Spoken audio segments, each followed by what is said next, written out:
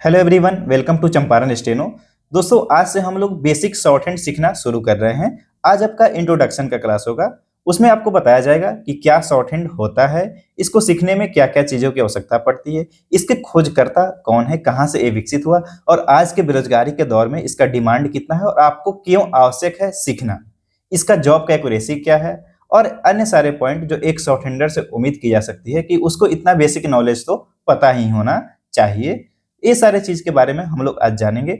उसके साथ साथ ये भी जानेंगे कि मेरी क्लासेज आपको कैसे प्रोवाइड होगी और आप कैसे उसको देख सकते हैं और कहाँ से कैसे सीख सकते हैं। कोई डाउट हो तो आप कैसे मेरे से पूछ सकते हैं। ये सारे चीज के बारे में डिस्कस हम करने जा रहे हैं।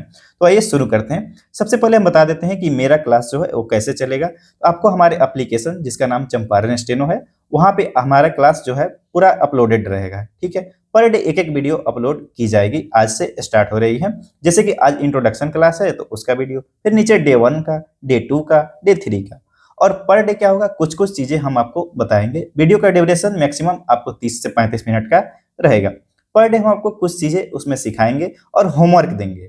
ठीक है, होमवर्क देंगे आपको पर डे, उसमें से बनाने के लिए देंगे कि ये चीज आपको लिख कर लाना है।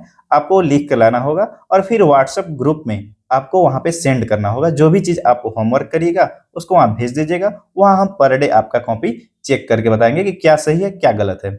इसके साथ साथ इसके साथ साथ आपको जो है कि नेक्स्ट क्लास में, जैसे कि आज मान लीजिए होमवर्क दिए कि एक पेज आपको क ख ग कमल ये सब लिखना है, तो अगले डे में हम उसको फिर वीडियो के रूप में भी आपको बताएंगे कि कैसे इसको हम लोग डील करेंगे, कैसे लिखेंगे, ताकि अगर आपके में कुछ अशुद्धियां है, कुछ समझ में नहीं आए तो उससे कंसेप्ट क्लियर हो जाए। अन्यथा यदि आप इसके साथ भी कोई डाउट आपके पास रह जाता है, आप बेहिचक मेरे व्हाट्सएप नंबर जिसमें आपको जोड़ा जाएगा वहां पे मैसेज कर सकते हैं कि सर ये चीज नहीं समझ में आया और समझ में आई, ये सारा बता सकते हैं। आप जैसे ही मेरे एप्लीकेशन पर कोर्स को परचेज करेंगे, हमारी टीम वहां से आपका नंबर लेकर तुरंत व्हाट्सएप ग्रुप में ऐड कर देगी। उसके लिए आपको कहीं से कुछ भी विजिट नहीं करना है, ना ही कहीं आपको मैसेज करने की आवश्यकता है। बस आपको वहां से कोर्स परचेज कर लेना, बाकी सारी चीज आपको ऑटोमेटिक प्रोवाइड हो जाएगी। तो ये रहा हम कैसे आपको प्रोवाइड करेंगे ये सारा चीज। अब हम लोग बात करते हैं कि शॉर्ट हैंड आखिर होता क्या है इसके बारे में। तो देखिए, शॉर्ट हैंड है एक लकीरों का खेल है।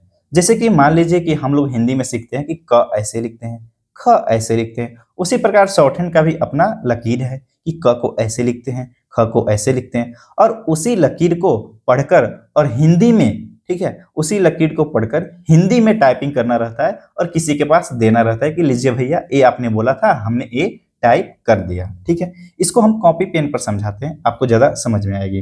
जैसे कि मान लीजिए कि कोई व्यक्ति आपसे बोला कि भारत महान देश है, तो आपने यदि हिंदी में लिखा कि भारत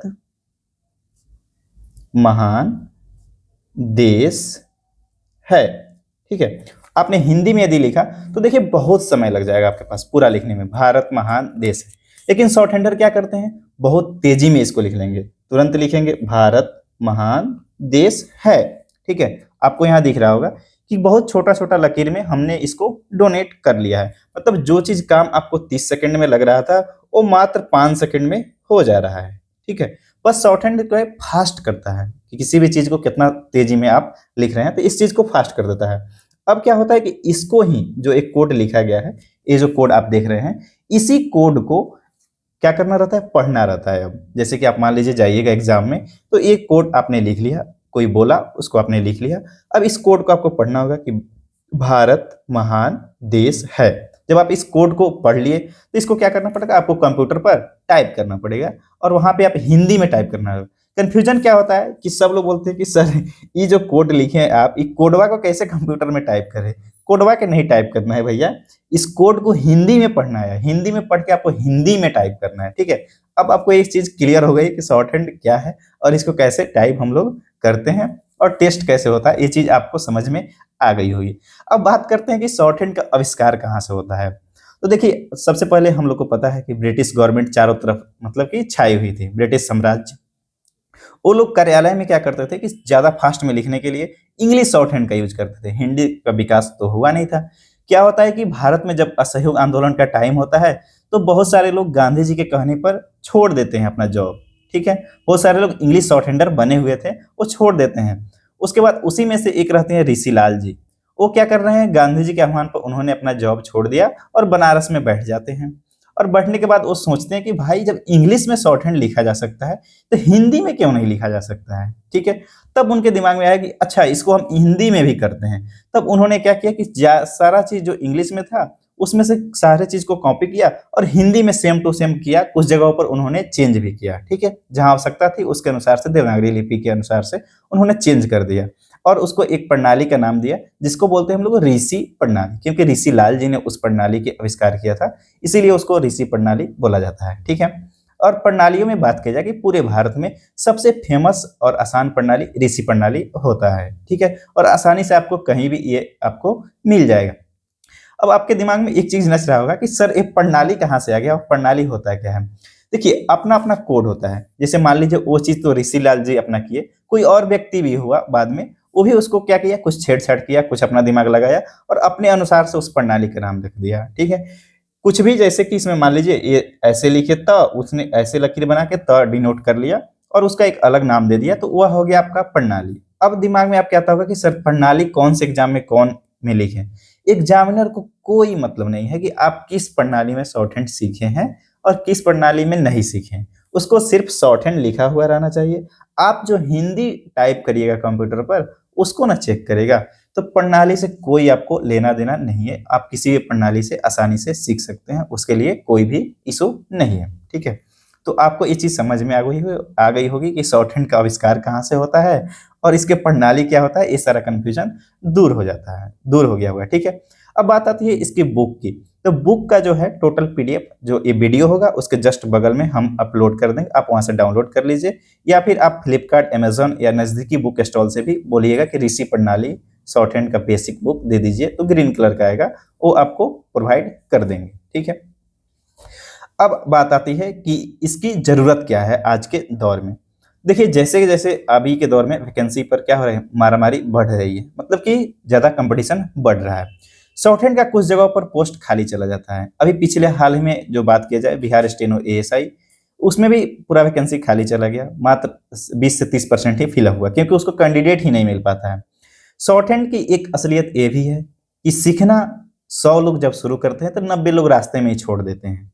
ठीक है, ये इसका असलियत है, आप माने या ना माने, आप आसपास में देख लीजिएगा, शुरुआत सब लोग करते हैं लेकिन खत्म नहीं कर पाते हैं। ठीक है, तो आपसे निवेदन है कि यदि आप शुरू कर दिए हैं तो खत्म करके ही सांस लीजिए, क्योंकि लगातार प्रयास करने से इसमें जो जॉब का एक्यूरेसी है वो 99% है।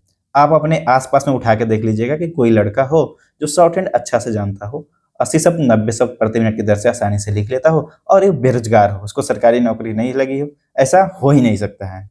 ठीक है, तो इसलिए जरूरी है शॉर्ट हैंड को सीखना। अब इसकी बात करते हैं कि पावर क्या रहता है।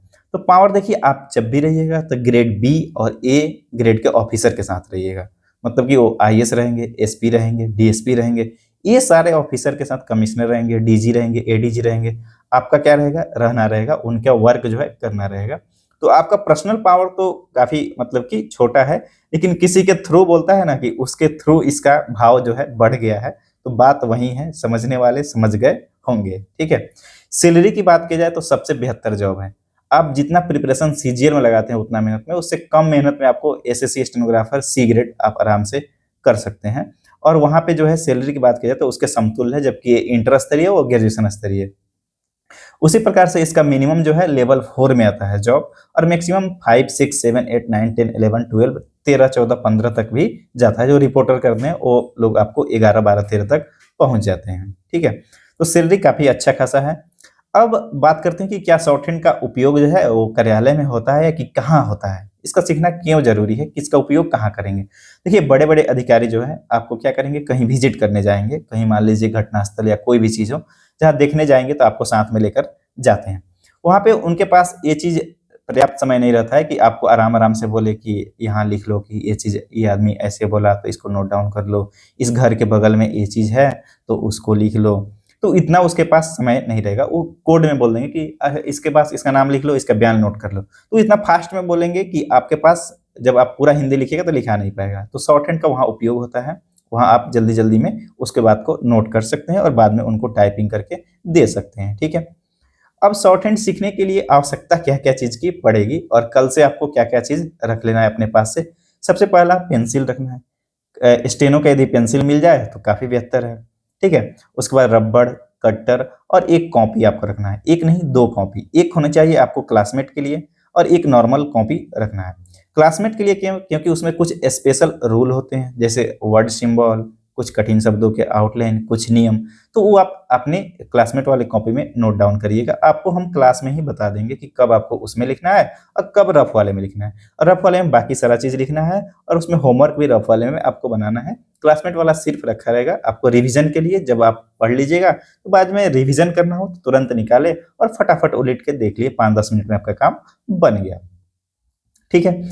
अब बात करते हैं सीखने में कितना टाइम लगेगा और कैसे सीखा जाए। ठीक है, तो सीखने में कितना टाइम लगेगा, तो देखिए इसमें 3 स्टेज होता है। सबसे फर्स्ट स्टेज होता है आपका बेसिक क्लास, जो बोला जाता है बिल्कुल जीरो लेवल से।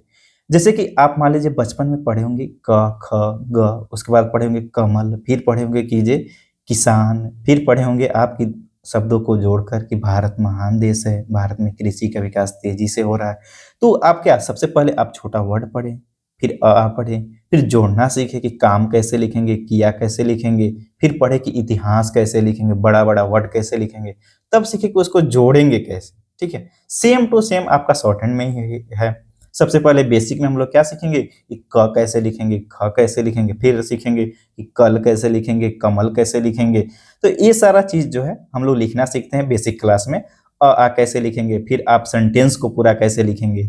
तो ये सारा चीज़ जो है बेसिक क्लास में सिखाया जाता है कि आप सेंटेंस बनाना सीख लीजिएगा। कोई भी दुनिया का शब्द हो, कोई भी वाक्य हो, आप आराम से बेसिक क्लास जब आपका कंप्लीट हो जाएगा, आप लिखने के काबिल हो जाइएगा। आपके पास इतनी कैपेसिटी हो जाएगी कि आप आराम से उसको नोट डाउन करके लिख सकते हैं। लेकिन उसके बाद इसको आपको बेसिक क्लास कंप्लीट करने में लगभग 2.5 मंथ का समय लगता है। ठीक है? लगभग आपको 70 से 75 दिन लग जाएगा। उतने में आपका बेसिक क्लास जो है कंप्लीट हो जाएगा। उसके बाद जब आप बेसिक सीख लीजिएगा तो आपका स्पीड 20 से 25 शब्द प्रति मिनट की दर से हो जाएगी। ठीक है? वो आराम से भी आप लिखिएगा तो 25 शब्द के आराम से लिखा जाता है। उसके बाद बात आती है प्रैक्टिस करने की। प्रैक्टिस के लिए अभी मार्केट में सबसे बेहतर बुक जो है वो रामधारी गुप्ता खंडवन का है और वह हर एक जगह चलता है। सब कोई वहीं प्रैक्टिस कराता है। क्योंकि उसमें जो है वर्डों का जो तालमेल है वो काफ़ी बेहतर तरीके से अरेंज किया गया है, जो प्रैक्टिस करने में काफ़ी आसान होता है शुरुआती दौर के स्टूडेंट के लिए। ठीक है? उसमें जो है हल्का वर्ड सेलेक्ट किया गया है और अरेंजमेंट जो है वो काफ़ी बेहतर से आप हर एक क्षेत्र के तरीके के मैटर को उससे लिख सकते हैं और सभी लोग उसी को कराते हैं। उसमें कुल आपको प्रतिलेखन संख्या 1 से लेकर 100 तक दिया गया है, अर्थात एक्सरसाइज 100 तक दिया गया है। टोटल यदि आप पर डे 1 करते हैं तो आपको कम से कम 100 दिन, अर्थात मान के चलिए कि 4 मंथ का समय आपको उसमें लग जाएगा। तो कुल मिला के 2.5 मंथ उधर और 4 मंथ इधर, मतलब 6.5 मंथ में आपका ये क्लियर हो जाएगा। जब आप इस बुक को 4 मंथ प्रैक्टिस कर लीजिएगा तो आपका स्पीड 85 से 90 शब्द प्रति मिनट की दर से आसानी से हो जाएगा। ठीक है? 85 से 90 आसानी से हो जाएगा, उसमें कोई दिक्कत आपको नहीं होने वाला है। अब उसके बाद आती है कि आपको किस एग्जाम के लिए टारगेट करना है। जैसे कुछ लोग एसएससी स्टेनोग्राफर के लिए कर रहे होंगे, कुछ स्टेट गवर्नमेंट के लिए कर रहे होंगे, कुछ अदर सीआईएसएफ कोर्ट। तो जैसे कि आप जब बेसिक कंप्लीट कर लिए, रामधारी गुप्ता खंड 1 कंप्लीट कर लिए, उसके बाद आपको एग्जाम देखना है कि आप किस एग्जाम को टारगेट कर रहे हैं। ठीक है? क्योंकि उसके बाद लिखने के लिए तो बहुत सारा चीज़ है, लेकिन आप जिस एग्जाम को टारगेट कर रहे होंगे डायरेक्ट अटेम्प्ट करिए उसी पर। काफ़ी ये सटीक रोल है और बेहतर है। काफ़ी सारे लोग ऐसे सक्सेस भी किए हैं, हमने भी वैसे ही किया था। ठीक है? तो मान लीजिए आप यदि आप बिहार में किसी स्टार या झारखंड, यूपी, एमपी, राजस्थान कहीं से भी हो और स्टेट एग्जाम के लिए कर रहे हैं, तो पहले उसको देख लीजिए कि पीछे में उसने पूछा क्या है, किस टाइप का डिक्टेशन पूछा है। ठीक है? स्टेट गवर्नमेंट ज़्यादातर ऐसे टाइप के डिक्टेशन पूछते हैं, तो आपको ऐसे पर ही ज़्यादा प्रैक्टिस कर लेना है। जब आप न्यायालय के एग्जाम देने जा रहे हो तो कोर्ट वाला प्रैक्टिस करके जाएंगे। उसी प्रकार से कोई सीआईएसएफ, सीआरपीएफ, आईटीबीपी, ये सारा एग्जाम देने जा रहा है तो करंट मैटर न्यूज़पेपर आपको लिख के जाना है, जरूर से जरूर लिख कर जाना है। यदि आप एसएससी स्टेनोग्राफर दे रहे हैं तो आपको संसदीय मैटर कुछ ज़्यादा लिखना की आवश्यकता है। तो इस तरह चीज़ जो है रामधारी गुप्ता जब बुक समाप्त होगा तो उसके बाद बताया जाएगा कि आपको क्या करना है और क्या नहीं करना है। अब बात आती है, आपने समझ गया होगा कि 6.5 month basic plus Ramdhari Gupta लग जाएगा।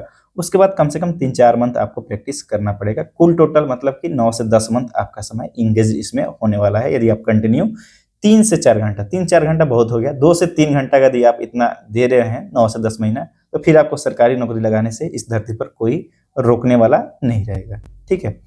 अब बात करते हैं कि वैकेंसी कहाँ आती है। सबसे बड़ी सीख तो जाएंगे, लेकिन वैकेंसी आएगी तब तो जॉब लगेगी। वैकेंसी भैया हर एक डिपार्टमेंट में आती है और लगातार आती है। अब देखिएगा, अगर एसएससी बीता तो तुरंत कहीं से सेंट्रल में आ जाएगा, यूपीएससी में भी स्टेनो का आ जाएगा, फिर आपको कोर्ट में आ जाएगा, तब तक सचिवालय में आ जाएगा, तब तक नवोदय विद्यालय में आ जाएगा। मतलब रुकता नहीं है, आते जाता है। बस आवश्यकता है कि आपको अच्छे से प्रिपेयर करने की और तैयारी करने के लिए। ठीक है, तो ये चीज़ समझ गए। अब एक चीज़ आता है, क्या इसके लिए टाइपिंग भी ज़रूरी है? तो हाँ भैया, टाइपिंग भी ज़रूरी है, आपको टाइपिंग भी करनी चाहिए, क्योंकि जब तक आप टाइपिंग नहीं करिएगा तो फिर मैटर को कंप्यूटर पर टाइप कैसे कर पाइएगा। ठीक है, तो इसके लिए टाइपिंग ज़रूरी है। कुछ कुछ एग्जाम में जो है इसके अलावा भी टाइपिंग का अलग से टेस्ट लिया जाता है। तो ये चीज़ के लिए आपको टाइपिंग आवश्यकता है। कम से कम 40 शब्द प्रति मिनट की दर से इंग्लिश हिंदी दोनों टाइपिंग आपको करके रख लेनी चाहिए। तो चलिए, इंट्रोडक्शन क्लास में हमने काफ़ी सारा कुछ डिस्कस किया है आपके सामने। यदि आपको इसके अलावा यदि कोई चीज़ पूछना हो तो आप हमसे पूछ सकते हैं। आप जैसे कोर्स परचेज करिएगा तो व्हाट्सएप ग्रुप में जुड़ जाइएगा, वहाँ पे डायरेक्ट आप पूछ सकते हैं। अन्यथा आप हमारे टेलीग्राम ग्रुप में भी आप हमको पर्सनली मैसेज करके भी कोई डाउट हो तो आप हमसे पूछ सकते हैं और बात कर सकते हैं। तो चलिए, थैंक यू। इस जो बुक है उसका पीडीएफ हम अपलोड कर दे रहे हैं, आप वहाँ से डाउनलोड कर लीजिए। Thank you for watching. फिर हम लोग कल मिलते हैं डे 1 की क्लास में, उसमें सीखेंगे वर्णमाला अर्थात क ख ग घ को शॉर्ट हैंड में कैसे लिखते हैं। Thank you for watching.